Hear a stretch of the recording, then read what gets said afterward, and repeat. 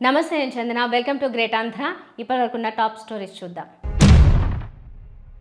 తిరుపతిలో డార్లింగ్ మంత్రి చిచ్చు. ఏబీ వెంకటేశ్వరరావులో అసంతృప్తి ఎందుకు? ఊహలను కలలను వివరిస్తున్న మంత్రి గారు. ఊనకు ఊరట దక్కిందా? అలాంటి అవకాశం రేవంత్ వాడుకుంటారా? ప్రపంచంలోనే తిరుపతికో ప్రత్యేక స్థానం. కలియుగ దైవం శ్రీ వెంకటేశ్వర స్వామి పాదాల చెంత కొలువు తీరిన తిరుపతికి ఆధ్యాత్మిక విశిష్టత వచ్చింది. కొండపైన శ్రీవారు, కొండ కింద పద్మావతి అమ్మవారు, ఆ దేవదేవుని మాతృమూర్తి అయిన వకులామాత ఆలయం. తిరుపతి అంటే ప్రశాంతతకు, భక్తితత్వానికి నిలయం. అలాంటి తిరుపతిలో కేవలం డిప్యూటీ మేయర్ పదవిని దక్కించుకోవడానికి డార్లింగ్ మంత్రి నేతృత్వంలో చిచ్చు పెట్టారు. ఇంతవరకు తిరుపతి వాసులు కనీ విని ఎరుగని విధంగా రాజకీయ ప్రత్యర్థుల ఆస్తుల విధ్వంసం, కిడ్నాపులకు తెరలేపారు. దీంతో నగరవాసులు ఇంతకాలం ఏదైతే తిరుపతి గురించి గొప్పగా చెప్పుకుంటున్నామో ఆ నగరమేనా ఇది అని ఆందోళనతో ప్రశ్నించుకునే దయనీయ స్థితి. డార్లింగ్ మంత్రి తన పదవిని కాపాడుకోవడానికి కనీస బలం లేని చోట బలాత్కారానికి తెగబడి రచ్చరచ్చ అయ్యేలా చేశారన్న విమర్శలు వెల్లువెత్తుతున్నాయి. తిరుపతిలో గత 5 ఏళ్లలో ఊహించని అభివృద్ధిని నగరం సొంతం చేసుకుంది. నగరానికి నలువైపుల నుంచి కనెక్టివిటీ రోడ్లు, ఏకంగా 20 మాస్టర్ ప్లాన్ రోడ్లతో ఆస్తుల విలువ పెరుగుదల, అలాగే టీటీడీ ఉద్యోగులకు ఇళ్ల స్థలాలు, వేతనాల పెంపు, భక్తుల్ని తన్మీల్ని చేసేలా అడుగడుగునా సౌండ్ సిస్టమ్. వావ్! ఇంత గొప్ప నగరంలో జీవితం ఎంత హాయో అనుకునేవారు. తిరుపతిలోనే పుట్టి పెరిగిన వాళ్ళు కేవలం 15% జనాభా మాత్రమే.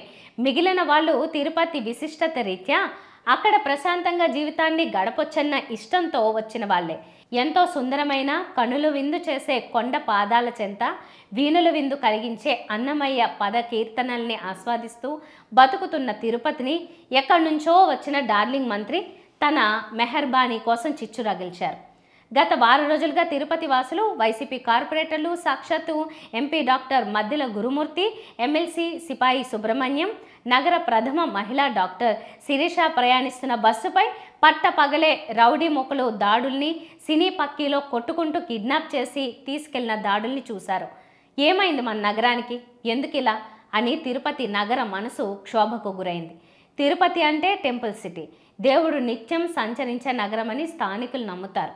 అయితే ఎన్ని అరాచకాలు చేసినా ఏమీ కాదని, తమ పంతం నెగ్గిందని డార్లింగ్ మంత్రి, ఆయనకు సహకరించిన వాళ్ళు సంతోషిస్తూ ఉండొచ్చు. కానీ ప్రతిదానికో లెక్క ఉంటుంది. దేవుడు లేదా ప్రకృతి అందరి సరదాల్ని తీరుస్తుంది. తిరుపతి మనసుని గాయపరిచిన వాళ్ళెవరూ ప్రశాంతంగా ఉండలేరు. మనుషులతో ఆటలాడితే అర్థం చేసుకోవచ్చు.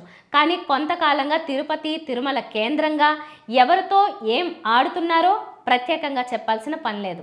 రిటైర్డ్ ఐపీఎస్ అధికారి ఏబీ వెంకటేశ్వరరావు ఏం ఆశిస్తున్నారు? ఏపీ పోలీస్ హౌసింగ్ కార్పొరేషన్ చైర్మన్గా ఆయన్ను ఇటీవల చంద్రబాబు సర్కార్ నియమించింది. కానీ ఆయన బాధ్యతలు తీసుకోలేదు. ఆ పదవితో ఆయన సంతృప్తి చెందలేదని టీడీపీ అనుకూల మీడియా చంద్రబాబుకు సమాచారం చేరవేసింది. ఇంతకు ఏబీ వెంకటేశ్వరరావు మనసులో ఏముందో చెబితే కదా చంద్రబాబు తీర్చడానికి. చిన్నపిల్లల్లా తనకు తానుగా అలకమూనితే ఎట్లా అనే ప్రశ్న టీడీపీ వర్గాల నుంచి వస్తోంది. టీడీపీకి ఏబీ వెంకటేశ్వరరావు సేవల్ని గుర్తుపెట్టుకునే ఆయనకు కావలసినవన్నీ చేశామని టీడీపీ నేతలు అంటున్నారు. టీడీపీ అధికారంలో ఉన్న కమ్మోళ్లకు ఏమీ చేయరని విమర్శించిన తర్వాతే ఆ విమర్శలు తప్పని పాలకులు నిరూపించుకున్న వైనాన్ని నాయకులు గుర్తు చేస్తున్నారు. పోలీస్ అధికారిగా విధుల నుంచి ఏబీవీ పదవీ విరమణ చేసిన టీడీపీకి సేవల విషయంలో ఆయన అవిశ్రాంతంగా పనిచేస్తూనే ఉన్నారు. టీడీపీ తీవ్రంగా వ్యతిరేకించే వైఎస్ జగన్పై ఆ పార్టీ శ్రేణులు సంతోషించేలా వాడు వీడు అంటూ నోరు పారేసుకుంటున్నారు. అలాంటి తనకు AP police housing corporation chairman పదవి ఏంటని ఆయన భావన.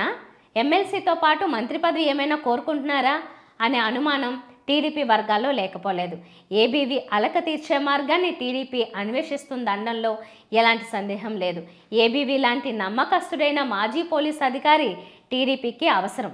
రాష్ట్రానికి కొన్ని వందల వేల పరిశ్రమలు తరలి వచ్చేశాయి. అవన్నీ కూడా మామూలు పరిశ్రమలు కాదు, అంతర్జాతీయంగా ఎంతో పేరున్న అగ్రగామి పరిశ్రమలు, సంస్థలు. ఆ సంస్థలన్నీ రాష్ట్రంలోని యువతరం అందరికీ పిలిచి మరీ ఉద్యోగాలు ఇచ్చేశాయి. రాష్ట్రంలో ఇప్పుడు అంతో ఎంతో చదువుకున్న యువత దుర్బిణి వేసి వెతికినా కనిపించడం లేదు. వందల వేల పరిశ్రమలు రావడంతో 50 లక్షల మంది యువతరం అద్భుతమైన ఉద్యోగాలు చేసుకుంటున్నారు. వారి జీవితాలు గొప్పగా వెలుగొందుతున్నాయి. రాష్ట్రంలో అసలు పేదవాడు అనే మనుషులే కనిపించడం లేదు. అంతా అద్భుతంగా జీవిస్తున్నారు. ఈ తరహాలో వరుసగా మాటలు పేర్చుకుంటూ పోయి చిట్ట చివరన నిన్ననే ఈ కళ వచ్చింది. ఇంతకు ఈ కళ ఎప్పుడు వచ్చింది అనుకున్నారు? తెల్లవారుజామున వచ్చింది. తెల్లవారుజామున వచ్చిన కళ నిజమవుతాయని పెద్దలు అంటారు కదా, అలాగే మరి నా కళ కూడా నిజం అవుతుందన్నమాట అని ఏదో టీ కొట్టు దగ్గర కిల్లీ బంకు దగ్గర నిల్చున్న అధికార కూటమి అభిమాని మాట్లాడితే చెల్లుతుంది. ప్రభుత్వంలో భాగంగా ఉండే ఒక బాధ్యత గల మంత్రి స్థాయిలోని వ్యక్తి చెబితే ఎలా ఉంటుంది? ప్రజలకు ఎక్కడ కాలాలో అక్కడ కాలుతుంది. ఎన్డీఏ ప్రభుత్వం అధికారంలోకి వచ్చి ఇప్పటికే 8 నెలలు గడిచిపోతుండగా వారు ఏవైనా పరిశ్రమలు, ప్రాజెక్టులు అంటూ ఊదరగొడుతూ ఉంటారో ఆ దిశగా ఒక్క అడుగు కూడా పడలేదు, ఒక్క ఉద్యోగం కూడా రాలేదు. కానీ పరిశ్రమల శాఖ మంత్రి టీజీ భరత్ మాత్రం తన కలలను, ఊహలను అంచనాలుగా మార్చి ప్రకటనలు చేస్తూ ప్రజలను మభ్యపెడుతున్నారు. శ్రీకాకుళం జిల్లా ఆముదాల వలసకు చెందిన టీడీపీ సీనియర్ ఎమ్మెల్యే, జిల్లా పార్టీ మాజీ అధ్యక్షుడు అయిన కూన రవికుమార్కి ఎట్టకేలకు ఒక పదవి దక్కింది. ఆయనను పబ్లిక్ సెక్టార్ అండర్టేకింగ్ కమిటీ చైర్మన్గా నియమిస్తూ శాసనసభ స్పీకర్ అయ్యన్న పాత్రుడు ఉత్తర్వులు జారీ చేశారు. కూన రవికుమార్ ఈసారి మంత్రి కావాలని అనుకున్నారు. పార్టీకి వీర విధేయుడిగా కూన రవికుమార్ ఉన్నారు. సొంత మేనమామ తమ్మినేని సీతారాం పార్టీని విడిచి వెళ్ళినా కూన రవికుమార్ మాత్రం టీడీపీలోనే కొనసాగుతూ బలోపేతం చేశారు. ఆయన చేసిన సేవలకు మంత్రి పదవి ఖాయమని అనుచరులు భావించారు. అయితే ఆ ఆశ తీరలేదు. దాంతో కొన్నాళ్ళ నుంచి ఆయన వర్గం అసంతృప్తిగా ఉంది అని ప్రచారం సాగింది. టీడీపీ అధినాయకత్వం సీనియర్లకు సముచితమైన స్థానం కల్పిస్తూ వస్తోంది. మంత్రి పదవి కల్పించలేని వారికి వేరే అవకాశాలు ఇస్తోంది. ఆ విధంగా కూనకు పబ్లిక్ సెక్టార్ అండర్టేకింగ్ కమిటీ చైర్మన్గా నియామకం జరిగింది అని అంటున్నారు. ఇటీవల కాలంలో కూన రవికుమార్ రాజకీయంగా మళ్ళీ జోరు పెంచారు. వైసీపీ మీద విమర్శలు చేస్తూ కూటమి పాలనలో అభివృద్ధిని ఆయన జనంలోకి తెస్తున్నారు. రానున్న కాలంలో కాబోయే మంత్రి తమ నేత అని, ఇప్పటికీ ఈ పదవి తమకు సంతోషమేనని కూన వర్గీయులు కొండంత హర్షం వ్యక్తం చేస్తున్నారు. ఆంధ్రప్రదేశ్ శాసనసభ డిప్యూటీ స్పీకర్ రఘురామకృష్ణంరాజు ఒక కొత్త చర్చను తెరపైకి తెచ్చారు. ఒక శాసనసభ్యుడు 60 రోజుల పాటు కనీసం సెలవు కూడా పెట్టకుండా వరుసగా శాసనసభకు గైర్హాజరైతే గనుక అతని మీద అనర్హత వేటు వేయొచ్చునని రఘురామ అంటున్నారు. ఈ నిబంధన చట్టంలో ఉందని చెబుతూ దాని ప్రకారం వైఎస్ జగన్మోహన్ రెడ్డి మీద వేటు వేయడానికి కూడా అవకాశం ఉందని, పులివెందులకు ఉప ఎన్నిక వస్తుందని ఆయన జోస్యం చెప్తున్నారు.